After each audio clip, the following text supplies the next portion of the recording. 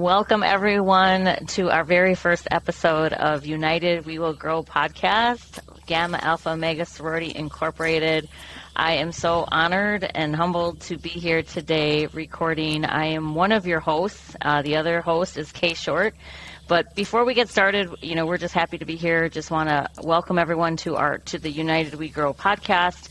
We're going to do some bios. So, our topics for today are just going to kind of do an introduction of why we're doing what we're doing, right? Why this podcast? We're going to read each other's bios just to introduce one another, to the listeners, to the rest of the sisterhood. We're going to share a little bit about our Gamma story, why we're doing this podcast, how it came to be. I really want to talk about where we've been, where we're at in the present day and where do we want to go, and how we both believe that this podcast will contribute to the mission and vision of our sisterhood, Gamma Alpha Omega Sorority. And then, when we close out, we'll do some announcements. We have some really great things to announce on the podcast to all of our sisters. And so really just excited to be here. So, K.Short, I'll turn it over to you to start with the introductions. Yeah, I'm so excited to be here, y'all. I'm so excited to introduce y'all. My sister over here in Racine, Wisconsin. I haven't even been on that side of town, but we just go get into it. I'm sure we're going to learn a lot more about what's going on in that neck of the woods once we get to know each other a little bit more. So this is our sister, Candace Sanchez. She's an author, a podcast host, motivational speaker, life coach, and healthcare IT professional. She was born again in Racine, Wisconsin. Her Racine roots provided her a strong foundation to be a successful Latina woman. Candace is a firm believer in higher education. She could not preach college to her two daughters if she did not attend college herself.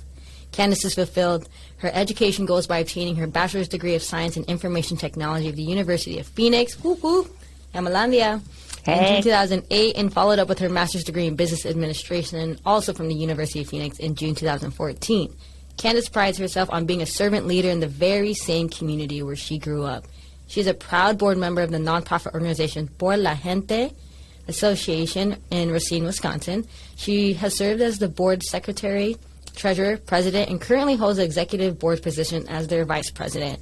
Candace has put in countless hours helping establish this organization, which currently provides two $3,000 scholarships to local Latino youth. Additionally, she's a board member of Belief Survivors in the National Foundation of NCAN, which is Ending Child Abuse and Neglect.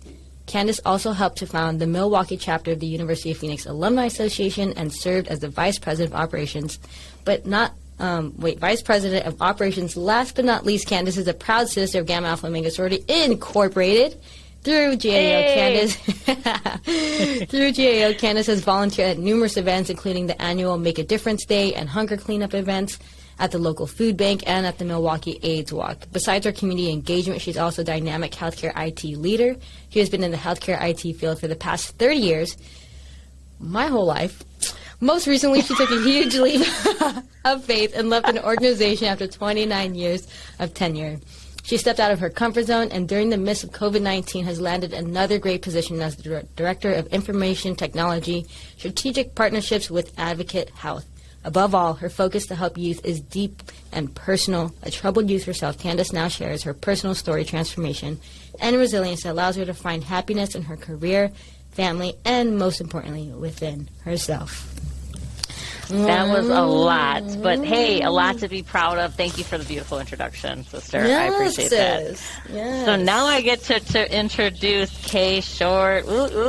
K.Short, a dynamic community organizer, a creative mastermind, consultant, and a fellow sister of Gamma Alpha Omega. K.Short brings dimension to all that she does. Since joining Gamma Alpha Omega at the Northern Arizona University in spring of 2010, K.Short has made quite the impression on campus and in the sisterhood. As NAU's class of 2013 Homecoming King, K.Short was a catalyst in redefining gender on campus, making history as the first to swap homecoming royalty gender roles. A former YouTuber and radio show host, K.Short thrives at the intersection of education and entertainment by bringing creative ideas to life and connecting people along the way. From motivational speaking to coaching and team building, K.Short's adventures and resume have been made possible by the incredible experiences offered to her as a Gamma sister. Join us, K.Short, and myself, Candace Sanchez, as we refresh, revive, and reconnect with Gamma Essence in the United We Will Grow podcast. We want you to get cozy. We want you to settle in. All these episodes will talk all things Gamma, bringing sisters together throughout the country to explore where we've been, where we're at, where we're going, and how Gamma is always with us along the way. Are you curious how Gamma continues to show up in your life every day, decades after graduation? Please continue to join us on this amazing podcast journey. Woot, woot. Way to introduce us and the podcast. Go, K-Short. Yeah. Yeah, well, anyways, that was my homegirl. If y'all need any copywriting, we go plug her and let us know. Because I was like, girl, go look at this LinkedIn real quick, and then we'll just figure it out from there. So, but yeah, I think let's first jump in, maybe just doing a little banter of more about where we came from and just letting sisters know a little bit more about ourselves. Like, yeah, it's so great to read a bio, but like, let's give them a little bit more. You know, this is our private space. We get to actually show up as who we are, you know, when we get to not only show up professionally, but we get to show up in our sisterhood and to just be real. And I think that's something that's really awesome about the space that we're creating, because I think we're unveiling, you know, just more of who we are. And so, you know, a big conversation that happened before us even launching the podcast was, do we want to make it public or private? And I think the reality that we realize is that we need to really go deep and focus on our foundation as sisters before we go out there, you know, like who's already here. And so I think that's something that I'm really excited about, is getting to know the sisters that have been putting in the work over the years, that's been sustaining our organization, and finding more ways of how we can contribute with our gifts and operate from our zone of genius. And so that's why Candace and I are here, because we already have been doing this on our own.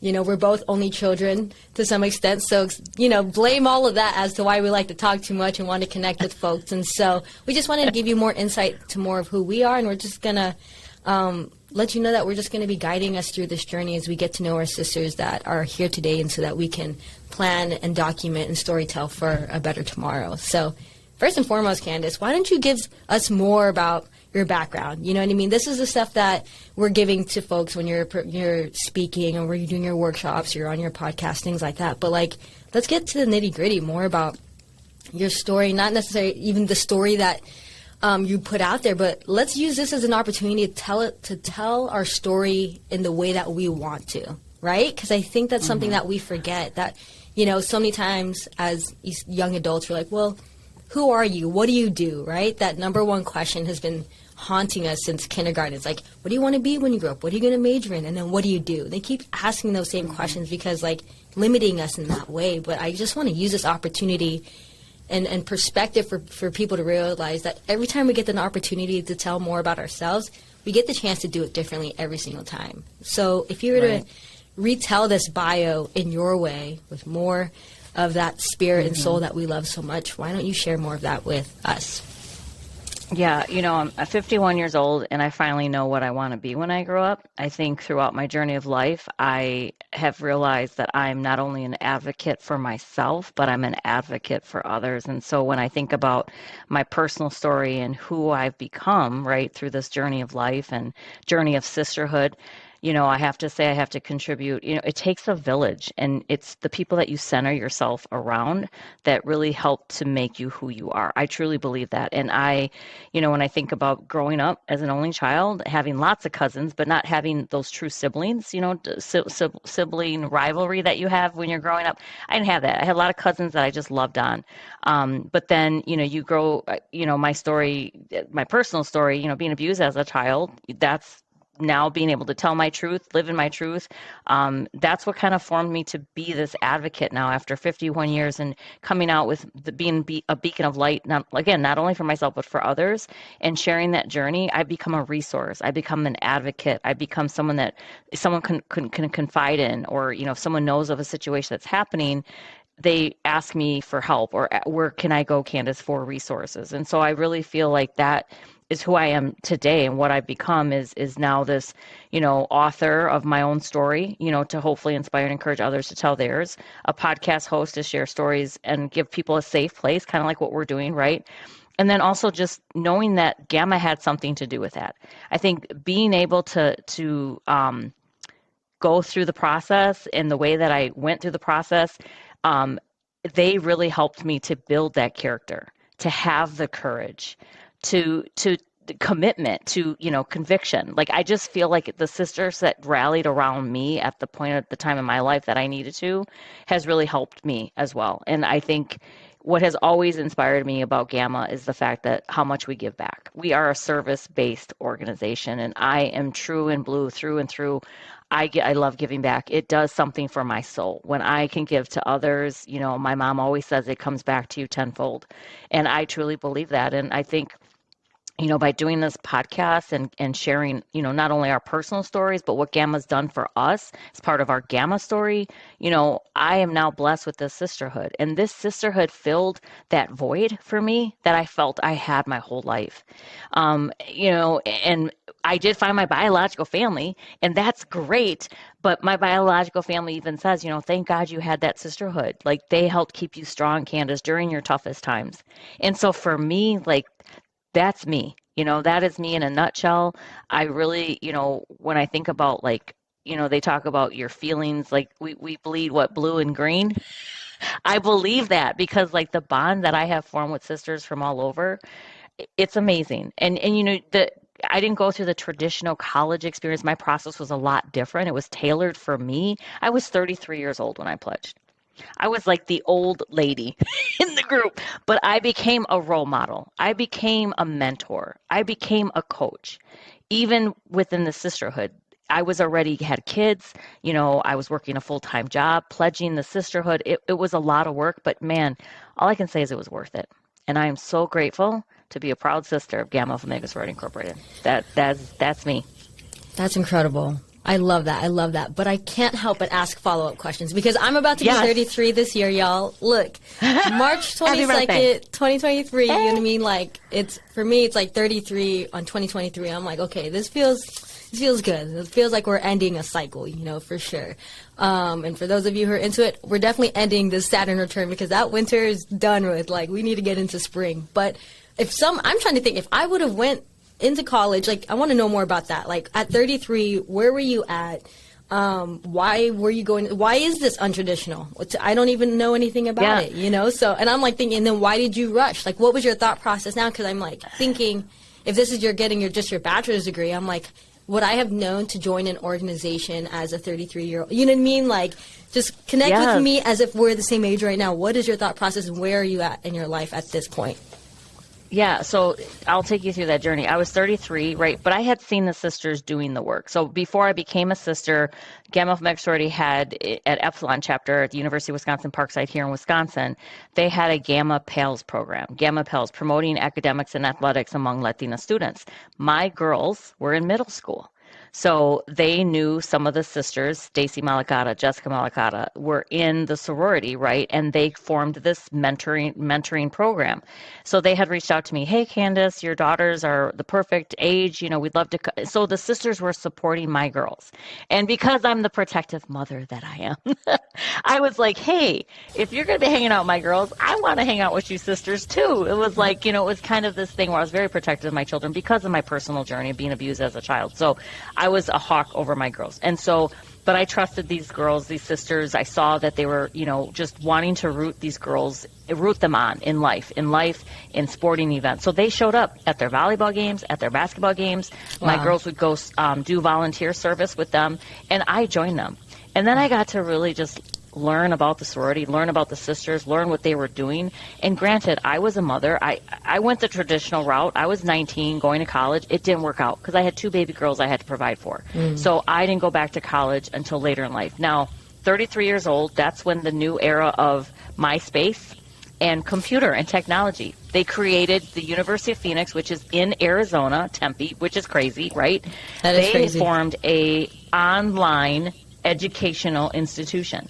Wow. I then enrolled into an online educational institution, but I was able to pledge through some bylaws that were changed within our sorority chapter, having to go through nationals to get permission to do so. So my process was very tailored and different than I believe a normal process would be. But man, am I grateful that they did that they were accommodating, that they were able to modify.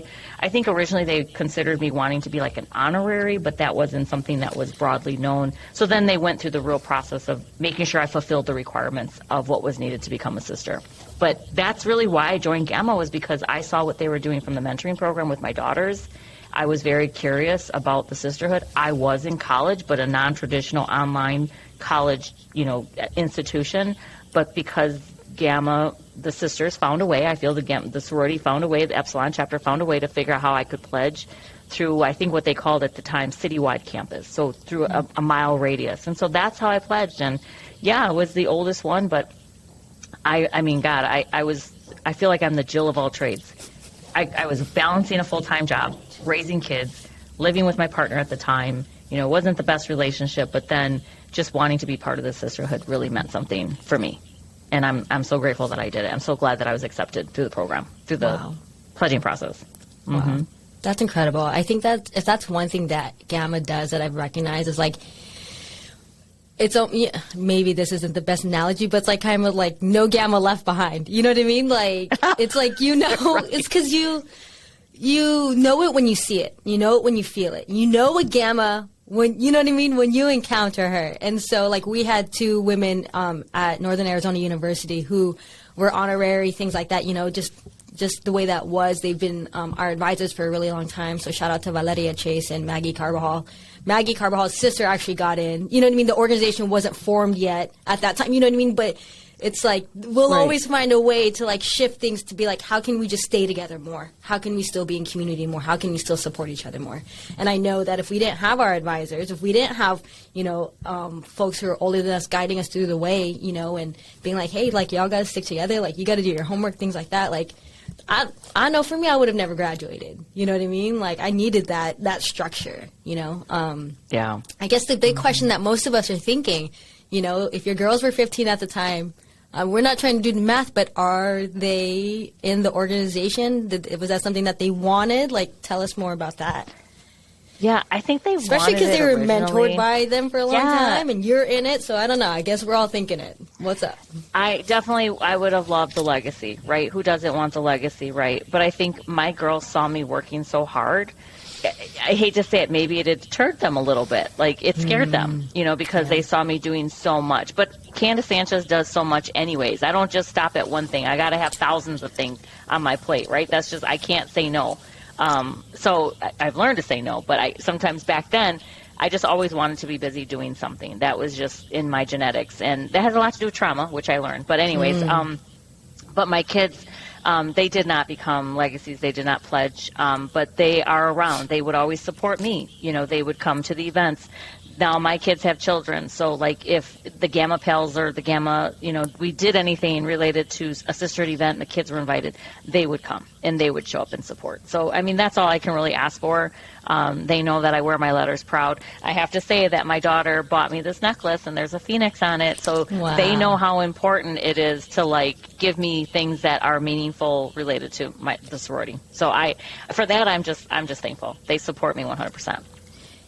Last question. But I wish.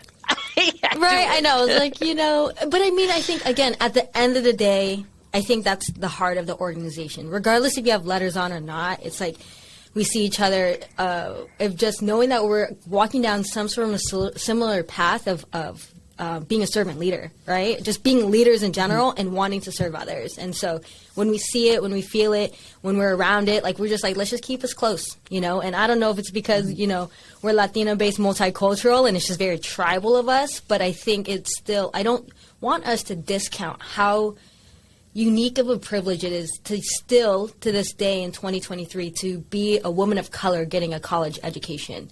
I don't think we really realize, like, that this is not just like, I don't want to have an analogy, some wind in the air. Like, no, this is still, to this day, still a very unique opportunity and privilege. And so when we see each other, how important it is for us to stick together. And I think that's why, again, us leaning into our zone of genius is wanting to remind y'all, like, yo, we got some baddies in our group, and we ain't taking advantage of it in a good way, though. Like, we're not supporting each other and building our own ecosystem of excellence. And that's something that we strive for on an individual daily basis. I know it for a fact that that's what y'all are doing, whether you're actives, inactives, or alumni, or on the board in leadership. I know that y'all show up every single day, and y'all are, and us, I'm in here too. I'm not just here talking to us. I know that we are. I was like, wait a second. Whose podcast is this? You are included. But like, it's creative. Yes. You know what I mean? You know what I mean? So I'm just saying, like, I know that when we show up differently, and it's just something to be so proud of. So, you know, at the end of the day, as long as your girls are healthy and well, and they got trickled and you know, shouldered on and from everything they saw. And I think, like I said, I plan to, like I mentioned, you know, college is very important to me, so I couldn't preach college. And you know, Adriana, she attempted college, but, you know, she's successful at motherhood. She's got a strong foundation of motherhood. Victoria, too, foundation of motherhood. Victoria did go to college. She did finish. You know, but again, I don't want to paint success on a college degree, but it is important. Like, I do, you know, hope and pray that, you know, that's what this future generation continues to do. Is higher education is very important. And again, I know it's expensive. You go into the whole student debt and the loans, and it gets a little overwhelming. But I mean, here nor there, I believe that my education helped to catapult me to other positions, be able to be a director, you know, and to be able to get a leadership position within my organization. So. And you're right, we show up, you know, no matter where we go, we always show up. And I think Gamma just is in us, and we're dedicated 1,000%. Yeah. I mean, just to be honest about my journey, it's like as an only child, you know what I mean? My mom, immigrant mother, entrepreneur, you know, I was really thinking about how I ended up here. And there's so many reasons why I'm not supposed to be here. You know what I mean? Like, whether in life or like, in Phoenix, in San Diego, in whatever, I was just like, yo, like, this just was not supposed to happen, statistically not supposed to happen, but it's here. And so, you know, also grew up as an only child, and, you know, I didn't have cousins or whatever that case. So, like, even those social boundaries were a little weird for me. I'm like, no, this is mine. Don't touch it. You know what I mean? Very, like, only child. And so, you know, getting to NAU, and so lucky to do so, and being on a predominantly white campus, which is just like, well, what's going on? We're not in Maryville no more. You know what I mean? And I can say that because our founders know exactly what we're talking about, because we all came from the same neighborhoods. You know what I mean? Like, they came a little bit closer to Tempe, but I just remember thinking, like, I've always wanted that, you know, that chosen family, that community, things like that. Now, 15 years later, I realize, I had a lot of social skills I needed to learn, and learning how to share, and, you know. But I really, when it comes to Gamma, what I got out of it was, what I thought I was going in was, I thought I was going to get sisterhood out of it. And I did to an extent, but what I really got was business out of it. And, you know, sometimes, and I think that's a balance that we'll forever have to work through, the balance between sisterhood and business. I went all business, you know what I mean? And I think, you know, to be transparent, I was just trying to prove my worth, you know what I mean? I was just trying to feel like, you know, the more I do, the more I'll be loved. And I don't know if that's just coming from immigrant family or whatever the case, like anything I would do, just wanting my mom's attention, right? Like, hey, like, I'm not the worst kid in the world, you know? Even though it kind of started out that way. But I agree with you when it comes to college. It's not even about, for me, it's like not even about the degree. Like, if we got the degree, like, I feel like we kind of missed the whole point. Like, I feel like what a perspective shift needs to happen is, it's all of those soft skills, you know what I mean? All those soft skills of that discipline and showing up on time and being prepared and ready and things like that. And then we threw Gamma on top of that. Like, it was already hard being a student and being first gen for a lot of us. And then throwing on a whole process of wanting to get into an organization within this semester, like, even to this day, that's probably still one of the hardest semesters of my life. Like, how did that even happen, you know? So I think at the end of the day, like, what we all got was such a strong foundation. Again, the privilege of being able to get into higher education, and then in addition to having our sisterhood. So I feel like, I mean, I don't know about you, but when you were thinking about sororities, did you think like, like, sororities are not for me? Did you have stereotypes in your head? Like, or was it easy for you to be like, yeah, because I see the girls, I know who they are, so I'm going to get into it? Because I know for me, I was like, do I look like a sorority girl? Like, what's good? I mean, FOMO, that whole fear of missing out, like I know what that means now, but back then when I was 33, I didn't understand that. But I think it was just seeing what like their passion, and seeing like their commitment, Yeah. their dedication. They wanted to inspire and encourage the girls, like for college, planting the seed, hopefully for them to pledge. Because again, that's what we want this organization to be sustainable. We want it to be forever, right? We see the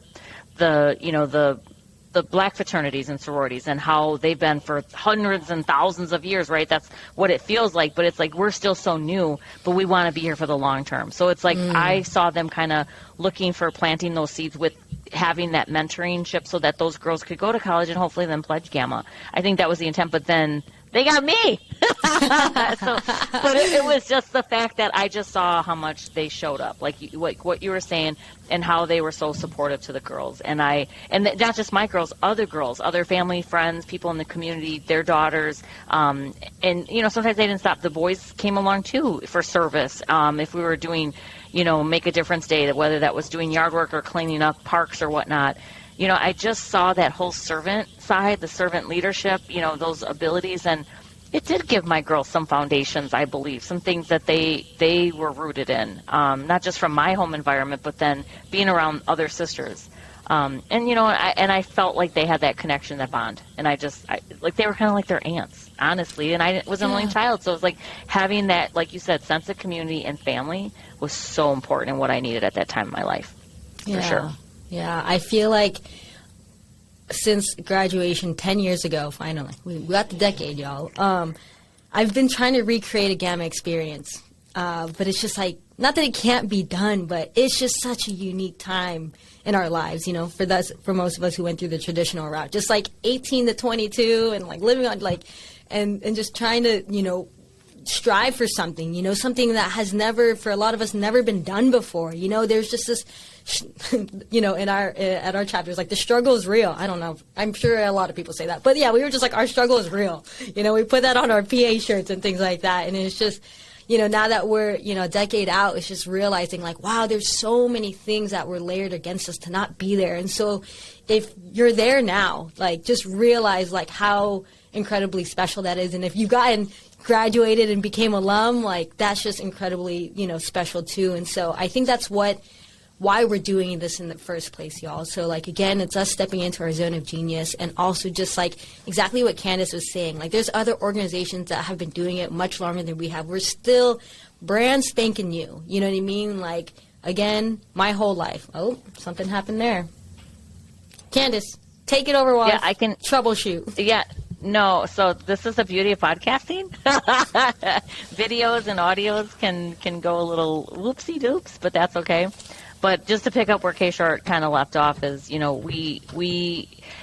remember seeing K.Short posting a video, and it really spoke to me because I had just left the Midwest regionals.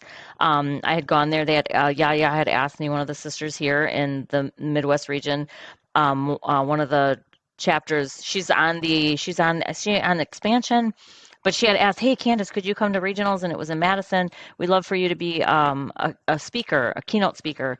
So, I went there and, I was there attending the normal business structure of a meeting, and to really see all of our chapters listed and kind of see different chapters being dormant, it hit me like a lightning bolt. I'm like, oh my God, I need to help. What can I do to, either bring chapters back or get sisters in those chapters or make sure we have a presence, because the sisterhood means something so much to me that I don't want to lose. I don't want things to be dormant or to have a zero number. I feel like it's very important for us to do this. And so, using this more as no matter where you are, whether you're pledging, whether you're an active sister or inactive, or, I even feel bad for those sisters that drop their letters. Like, I'm curious to know, why did you drop? Like, oh my God, like what happened? What went wrong? What can we learn from that? I'm always about lessons learned. But really just, I think I'm so glad that we came together, because your video, when you were doing like kind of like where you are in life, and I felt I had the idea of a podcast for the sisterhood at regionals, because I'm like, we need to revitalize, reinvent, refocus, recharge, something, re-engage people, our sisterhood. And I just thought this would be a good way. And then after you and I started talking and planning and figuring out how do we pitch this to going through the right protocols, because, the organization is run like a business. I mean, we're an organization that wants to run business as a business. So we had to come with our best foot forward, come up with a pitch, an idea, present it, and go through the proper channel of command to get approvals. And I'm glad that we're here. I'm glad that we're doing this. I think this is the right time to do it.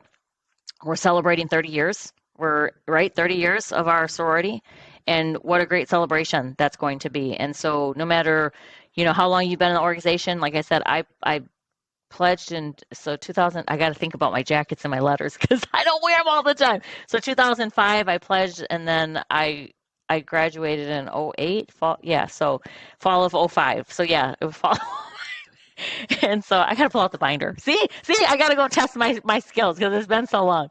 But it's just interesting to know, like, no matter what, like so since 2005, how many years is that? Let's do the math. 2005, 20, 15, 23. 23 this 23 year. minus. So that's crazy. Like how long I've been a sister. Like, it's amazing. Time flies when you're having fun. And I'm just so grateful. Like I get to go to different events when it fits into my schedule. And I'm just glad that I'm welcomed with open arms. Really good. Really with the sisterhood. Yeah. And I think that's what I love about you, sis, and why I'm so happy to do this with you, because I feel like I'm walking behind you. You know what I mean? I'm steps back. We're not going to talk in years, but we're steps back. And it's like, I love that you didn't just drop off. You know what I mean? It wasn't like, oh, it was just this thing in college. Like, that's it. Like, you find your way back over and over and giving back and coming back and serving back and just coming back over and still having this passion inside of you. The fact that you're the one that came on with letters, you're like, I got my necklace on. Like, I'm ready for this. I'm like, oh man. I was like, okay, I got you. No. I got you in the next one. Let me go find some letters real quick. But like, I absolutely love that. And I think you just are the quintessential example of someone who continues to stay engaged throughout the years regardless, because, and I don't know if this is some special uniqueness of motherhood or something, but it's just like, where you've been, you know what I mean? And you know where you are and you know where you're going. And maybe not always, but like, there's always like this ode of like, I have to give back. Like, I wouldn't be here without, that's the same story with my mom. Just this one good deed. I mean, it's, years of good deeds, but like, I have this in my heart to give back. It's not like, oh yeah, like I deserve that, or like, you know what I mean? And like just throw it to the side. It's like, no, like we have to realize and remember that if we don't continue to show up, this organization can dissipate, y'all. Like, it takes a village. It takes us to keep showing up. And I think, unfortunately with the pandemic and things like that, we've all gotten a little weird. You know what I mean? And that's okay. But like, how can we still show up in a way that's comfortable for us? Like, I think what we're observing, and I know for myself, I'm observing someone who started off pretty strong. I would like to think, but then I started getting discouraged, and I was like, I didn't get to build the sisterhood that I would have liked. But I also think now, I'm like, doesn't mean I can't start now. It doesn't mean I can't start with sisters across the country. It doesn't mean I can't start with sisters from other chapters. It doesn't mean I can't, you know what I mean? And so I think that's one thing that we've had to learn as an org is like sometimes sisters will go away for a little while and then they'll come back, and just opening, still welcoming them with open arms. And then you have sisters like Candace, like just straight through, like, I'm just in it for life. Whatever you need, I'm here. You know what I mean? And there's other paths to take, but I think the biggest thing we have to realize is that if we're not intentional about coming back when we're ready and serving, like, just imagine all of the hard work that our founders, not only at Arizona State University, but also every chapter that started beyond us, all the way to Wisconsin and as far out as wherever we've been, like, there took a group of women to say, like, hey, what we want does not exist, and so we either need to connect to an organization that does, or we need to create something. And so yes. I think it's just that ode to the sisters that, like, we had to go through the process, and that was difficult. But it's a whole nother thing to start something. You know what I mean? Start something. Love that. Yeah. Start something that was already set up against y'all. You know what I mean? Like, set up against them to even be there. When we bring on the founders, yes, we're going to have some founders on. You're going to hear their story and say, like, why they didn't go with another organization and why they felt the need to create something else for them, you know? And so that to have that courage and to get the support they needed and to also get the backlash that they got. Like, we have to realize, like, you know, imagine being 18 years old and you're like, I want to see something different. I want a new reality. And so I think that's why we're here. Because the current reality that we're seeing within the organization can be a little bit better. You know what I mean? A little bit better. And so just to give you all the theme of what we're really focusing on when it comes to this project for 2023, we want to reflect on where we've been. You know, that's why we're going to our founders. That's why we're going to be interviewing NEB. That's why we're going to bring some awesome alum that has been engaged. We're going to bring in some actives that are also doing really great work and that are sustaining the orgs. So we're just going to reflect where we've been, right? Let's go back to basics. Let's go back to our meat and potatoes and our foundation of honesty, integrity, leadership, scholarship, and unity, going back to our sisterhood, everything like that. Then we're going to refocus, y'all. We're going to refocus and be like, okay, what does that actually mean today in 2023? What does refocusing look like for us, not only at the organizational level, not only at the alumni level, not only at the active level, but us individually, right? We all know that we're light. We all know that it's a ripple effect. We know that it's just a drop in the ocean, and this is just me and Candace just being a drop in the ocean and hoping that it ripples effects to other sisters who want to take action individually, hopefully chapterly, and then so on and so forth. And then the revival part. Where do we want to go? What do we want to do with this podcast? What do we, you know, beyond the podcast, like how can we make this into something again that is just for us and that we can, I don't know, maybe we can start making it into a program and bringing interns on and things like that. And then it turns into this like lifelong documentation process for as long as podcasting will be around. Who knows what it's going to be in 10 years, you know, but like how can we capture where we're at 30 years, y'all? Because it's going to be different another 30 years from now if we're still here. And I hate to be like the bearer of bad news, you know, but that's just the reality. You know what I mean? We're at a place where Candace is frustrated. Like, why are they dormant? Why are they dropping their letters? Why are they that? And I'm over here like, where'd my fire in me go individually, you know? And then where is everybody in general? Why do I see vacant positions? Why do I don't have any access to any events? Like, what's this? And so I think from all angles, we just have to be like honest and like shed truth that like it's a little shaky right now, y'all. And I think us and what Candace and I are doing is just trying to be a ripple effect in the water. And so it's not just going to be the podcast to hold all the end all be all. We're hoping that it inspires you to reach out to a sister. We're hoping that it inspires you to reach out to Active House because, you know, they be struggling. I can only imagine what it's like being in college right now. It's just different, you know? If it's you know what I mean? If it's reaching out to a sister that, you know, maybe it's someone that we just need to have a hard conversation with because it's been in there for a long time, you know? And so whatever it may be, y'all, we need each other. We need each other. We need each other. We need each other. So I feel like that's why we're here.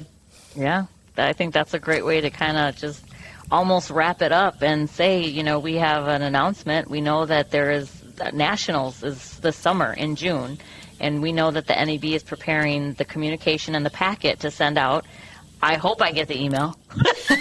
I want to go, you know. But speaking of, again, like, how do you stay engaged? You know, I know, like, there's tools and things that the NEB uses. So, again, to anyone listening, if you don't know how to get engaged or how to get those emails, it's asking someone, picking up the phone, sending an email, reaching out to someone on Facebook or Messenger, whatever, letting us know if you can't get in touch with someone. You know, we are a resource now to connect sisters. You know, if like what K.Short was saying, if you're feeling a little lost, disconnected, trying to navigate, you don't want to do life on your own. You don't have to because you got this amazing network of sisters. And so I feel honored and humbled to be, you know, working with K.Short. And thank you for those kind words of like kind of following behind me. You know, I would love, this to me is like a mentorship coaching opportunity for the both of us. Like, I see your creative side and I'm like, man, I got to be better at organizing. So you know what I did is I have a little board now with all these Post-it notes in different colors because you inspired me to like be more like visual. I love that. Mm-hmm. And so this is what Sisterhood's all about. And so I'm so excited for this episode, you know, to communicate this out to the sisters. This will be our episode 1 of just the introduction to this podcast, United We Will Grow podcast. And I look forward to the future conversations that we're going to have. Yeah. All right, y'all. Absolutely. Just to let y'all know, again, Nationals is coming up in June. Check your emails, check the Facebook, check a sister that's a little bit more engaged than you, whatever it is. Find a way to get the information of where Nationals at. They haven't sent it out yet, but I just, when this was released, it should be out by then. But also use this as an opportunity to be re-engaged. Like, we would love to see you at Nationals. Of course, Candace and I want to be there, and it's going to be in Arizona, so that's gonna be easy for me. I'm just a hop and a skip away. But so get ready for Nationals, y'all. At the very least, we're looking at what it looks like to record live and in person, if that's a possibility.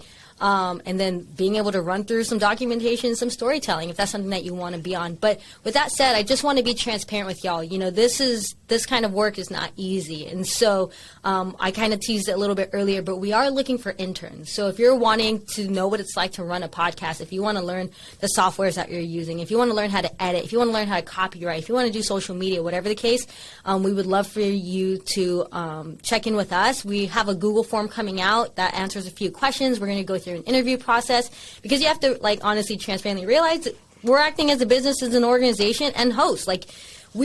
Candace and I, we got to check our vibe. You know what I mean? We got to be able to make sure that we're all putting in our best effort, because, again, this is a reflection of not only who we are individually, but of the organization and of ourselves. And so, but it's exciting, though, because if you're someone who's like, I've always wanted to do a podcast, I just don't know how to do anything. It's like, well, here it is. And you're getting it from folks who've been doing it for a long time, and and now we're also in the process of learning new software, learning new things too. So we want to walk alongside you, along with getting support and putting on the best show that we can. So speaking of the next show, it's going to be March 25th. We're going to be releasing on the 25th of each month, ode to January 25th, 1993. And so on our next episode, we do have two founders coming on. I'm not going to tell you who just yet, but just know that we have two founders coming on. And so they're obviously very monumental to this organization existing in the first place. So stay tuned, and we look forward to seeing you in the next episode.